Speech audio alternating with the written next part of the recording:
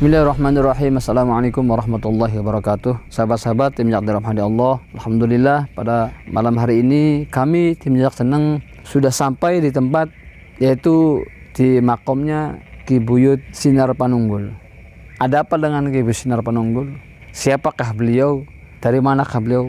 Nanti kita telisik bersama. Setelah nanti kita berdoa bersama-sama, memohon kepada Allah agar kegiatan ini diberkahi dan diridhoi Allah SWT. Bersama nanti kita sama-sama ngobrol dengan Pak Kuncen dan juga masyarakat setempat tentang Ki Buyut Sinar Panunggul. Yang memang makomnya berdasarkan cerita itu makomnya di tengah-tengah persawahan, dan memang benar ternyata makomnya di tengah-tengah persawahan. Ada makom di tengah-tengah persawahan, makomnya juga kelihatan sekali sangat beda dengan makom-makom yang lain. Nanti kita sama-sama lihat dan kita sama-sama berdoa bersama nanti menelisik tentang siapakah beliau. Tapi sebelum kita masuk ke wilayah pemakaman, saya akan menyampaikan tentang keberadaan apa saja yang ada di sekitar wilayah sini. Sahabat-sahabat yang dirahmati Allah, kalau saya perhatikan di sini, saya melihat ada sebuah bangunan kerajaan. Artinya di sini dahulu kala pernah ada sebuah kerajaan yang memang tidak tahu di tahun-tahun berapa. Yang jelas banyak orang yang tidak tahu keberadaan kalau di sini ada sebuah kerajaan. Tapi secara mata batin saya,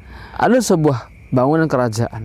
Bahkan di sini pun terlihat ada bangunan masjid kecil, ya. Dan kemungkinan ini adalah tempat ibadah. Mungkin ini adalah ibadah yang dilakukan oleh Ki Buyut Sinar Panunggul.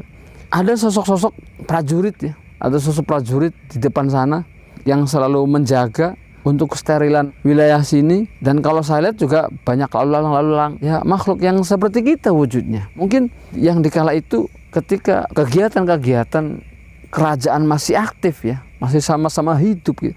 Ini masih terasa sangat kuat sekali energinya, dan saya melihat dengan batin saya di sini banyak kegiatan-kegiatan makhluk-makhluk yang di luar kita, gitu ya. Dan juga seperti ada burung yang sangat besar sekali seperti burung Raja Wali, tepatnya di belakang bangunan ini, di belakang bangunan sumur, ya. Dan juga saya melihat ada sosok pusaka, ya, kelihatan pusaka tombak yang tepatnya ini di atas kita, di atas kepala saya, seperti terbang, gitu ya. Saya juga melihat ada di sini ada seperti ada kolam. Mungkin di sini dulu tempat mandinya para raja dan putri raja, karena beliau datang ke sini. Kalau saya lihat itu nggak sendirian. Ya Allah alam. Nanti kita telisik bersama. Setelah nanti kita berdoa bersama di makam beliau, di makam Buyut Sinar Panunggul. Insya Allah nanti semoga ada informasi yang lebih tepat dan lebih akurat, dan semoga informasi ini setelah kita berdialog nanti informasinya nanti tidak jauh beda dengan cerita masyarakat. Itu saja tentang apa yang saya lihat dengan mata batin saya tentang di wilayah di luar makam sekitar ini, tentang bangunan-bangunan tua seperti kerajaan. Semoga tempat ini tetap menjadi tempat yang bisa memberikan kenyamanan, karena di sini banyak penjaga sehingga tidak masuklah energi-energi negatif ke wilayah sini. Itu saja, kita saksikan terus Jejak Jenang Kabupaten Indramayu. Kita sama-sama berdoa di makom beliau Buyut Sinar Panunggul. Kita mengharap agar Allah selalu memberikan keridhoannya kepada kegiatan kami malam ini. Terima kasih. Assalamualaikum warahmatullahi wabarakatuh.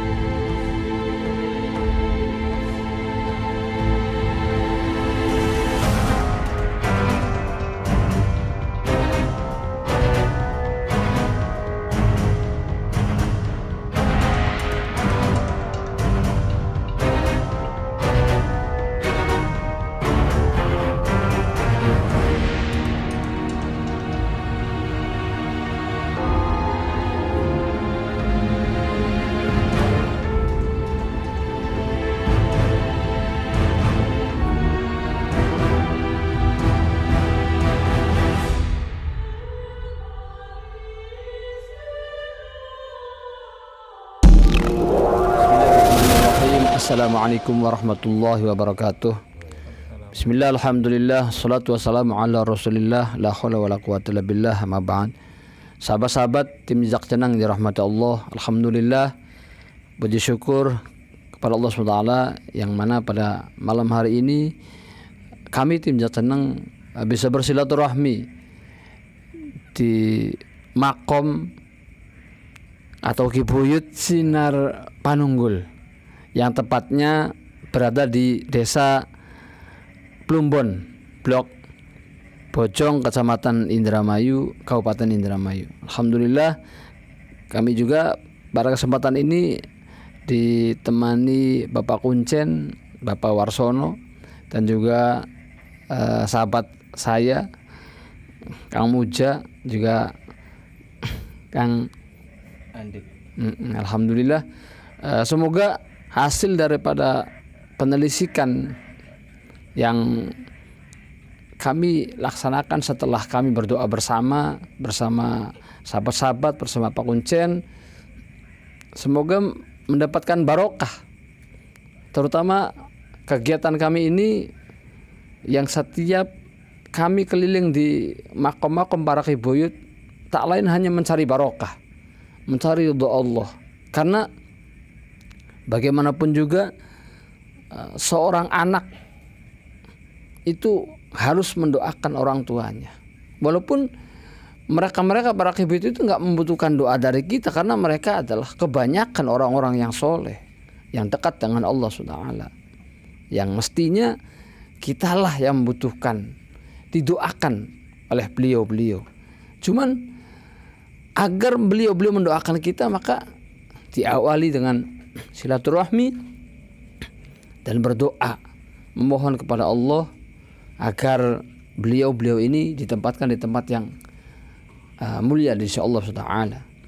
Sahabat-sahabat tim Jejak Cenang yang dirahmati Allah, nanti kita tanya-tanya sama Bapak Kuncen sekitar tentang sejarah asal-usul Buyut Sinar Panunggul ini bagaimana, berawal dari mana, asal usulnya dari mana, bisa sampai di sini itu dengan tujuan apa, apakah asli orang Plumbon, Indramayu, atau memang pendatang, atau dengan tujuan apa, ataukah berdagang, ataukah memang ada perintah dari seorang raja atau dari seorang wali. Nah, nanti kita tanya-tanya dan nanti kita padukan antara penyampaian dari Bapak Kuncen dan penyampaian setelah hasil daripada penelitian. Assalamualaikum Pak Kuncen. Iya, ya pengen takon-takon nggak Pak Kuncen? Enggak. Sekitar tentang masalah Buyut Sinar Panunggul. Memang saya belum tahu ya, karena ini juga tahu dari kawan ya, tentang sejarah Buyut Sinar Panunggul. Alhamdulillah kami tim bisa silaturahmi ke makom Buyut Sinar Panunggul, dan memang sangat menarik ya Pak Kuncen ya. Panjang makomnya, kayaknya ada 5 meter makomnya. Iya ada, luar biasa ya. Mungkin itu apa ya, bentuk ciri ya, bahwa beliau adalah bukan orang sembarangan. Tapi nanti saya penasaran dengan Pak Kuncen, barangkali ada cerita apa tentang beliau, tentang asal usul. Mangga Pak Kuncen.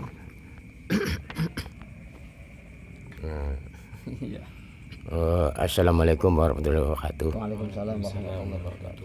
Memang kulaki disebut Pak Kuncen. Okay.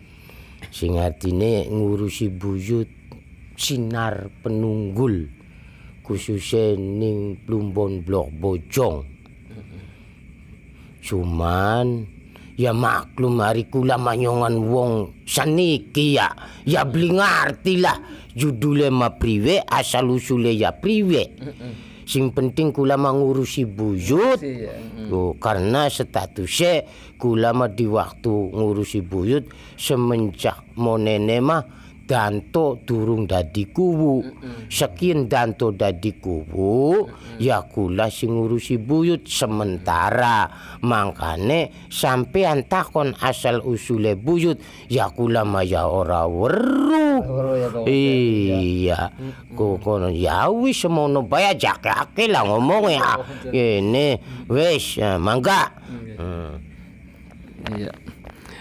Matur suwun Pak Kuncen. Sahabat-sahabat misalnya rahmatullah, ya itulah tadi penyampaian dari Bapak Kuncen, Bapak Warsono. Beliau menjadi kuncinya adalah mendapatkan mandat amanat ya dari Bapak Kuwu, Bapak Kuwu Danto. Semoga beliau sehat selalu, dan juga Bapak Kuncen yang mengurusi Buyut Sinar Manunggul, semoga sehat selalu ya Pak Kuncen, panjang umur ya, supaya buyut ini selalu terurus. Amin, amin. Sahabat-sahabat yang dirahmati Allah, berdasarkan hasil penelusuran yang tadi saya lakukan, berdialog dengan beliau, berkomunikasi, walaupun memang ada sedikit keterlambatan ya tentang informasi dengan beliau, informasi tentang beliau. Keterlambatan itu dikarenakan satu, ketika saya ingin hendak menemui beliau, itu ada gangguan di antaranya, nggak bisa bertemu, dan ternyata beliau memang lagi tidak ada di sini. Wallahu alam beliau berangkat mana, karena saya yakin beliau adalah bukan orang sembarangan. Dan beberapa menit kemudian ada energi datang dan terasa sekali, dan saya mencoba untuk masuk kembali, dan memang terasa sangat susah sekali. Tubuh ini merasa ada rasa sakit gitu ya untuk menemui beliau, berhadapan dengan beliau. Tapi karena memang saya kesini bukan tujuan apa-apalah selain saya kesini untuk silaturahmi bersama tim, memohon kepada Allah agar mendapatkan barokah dan karomah dari beliau, ingin tahu tentang sejarah. Alhamdulillah berdasarkan komunikasi kami mendapatkan informasi, dan informasi itu beliau itu berasal dari wilayah Jawa. Memang dari sekian kebuyutan, sekian buyut itu lebih banyak berasal dari Jawa. Beliau mengatakan datang ke sini sebelum ada kerajaan tertua di Jawa. Berarti ya sangat-sangat tua sekali. Sangat-sangat tua sekali. Beliau diperintah ke sini dan utusan dari seorang raja dengan tujuan menjaga wilayah perbatasan. Karena pada saat itu kata beliau ada kerajaan-kerajaan yang dari seberang itu ingin menguasai wilayah Jawa, kata beliau. Beliau juga mengatakan ke sini tidak sendirian dan membawa segala perlengkapan dan kekayaan yang memang waktu itu difasilitasi oleh kerajaan. Beliau membawa ke sini berbagai macam kekayaan lah, di antaranya emas, berlian, apapun dibawa ke sini. Beliau juga ke sini, ke wilayah yang sekarang kita diami ini, khususnya masyarakat Desa Plumbon, itu ke sini membawa istri dan anaknya. Cuman kata beliau, istri dan anak saya meninggal lebih duluan. Ya Allah alam makamnya di mana ya, pokoknya nggak tahu. Selanjutnya beliau juga mengatakan, ketika ada musuh datang, saya katakan musuh karena beliau mengatakan orang yang ingin menguasai, menghancurkannya, dikatakan musuh. Ketika ada kerajaan seberang yang ingin menguasai wilayah Jawa, itu di antara karomahnya beliau mampu mendatangkan hujan yang sampai deras, yang sampai kalau tidak pergi dari niatnya untuk menguasai wilayah Jawa, hujan itu bisa mendatangkan banjir. Tapi ketika pasukan-pasukan dari seberang itu pergi pulang kembali ke wilayahnya, maka hujan itu bisa berhenti. Itu diantara karomahnya beliau, diantaranya seperti itu. Makanya raja khususnya yang di wilayah Jawa itu memerintah beliau, karena sang raja itu sudah mengetahui kesaktian buyut sinar panungkul. Saya sempat bertanya tentang nama asli beliau. Kata beliau nama asli namanya Raja Sri Baduga. Itu nama beliau. Sempat juga saya bertanya tentang keyakinan yang dianut beliau. Ketika beliau datang ke sini, memang beliau mengatakan, saya belum mengenal Islam, saya belum mengenal Allah.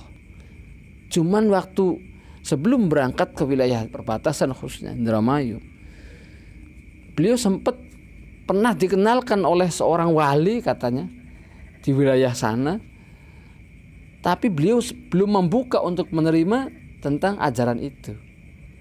Sehingga sampai akhirnya beliau kesini pun belum mengenal Islam, belum masuk, belum meyakini tentang Islam. Beliau sudah dikenalkan, tapi beliau belum menerima tentang ajaran itu. Daerah-daerah sini sudah mulai kala itu sudah banyak pendatang-pendatang yang khususnya dari negara luar.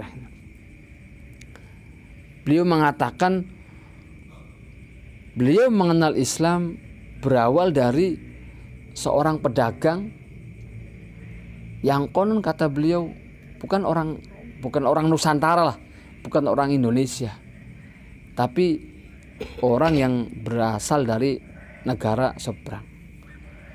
Yang mungkin kata sahabat kami di daerah wilayah Gujarat lah, wallahu alam.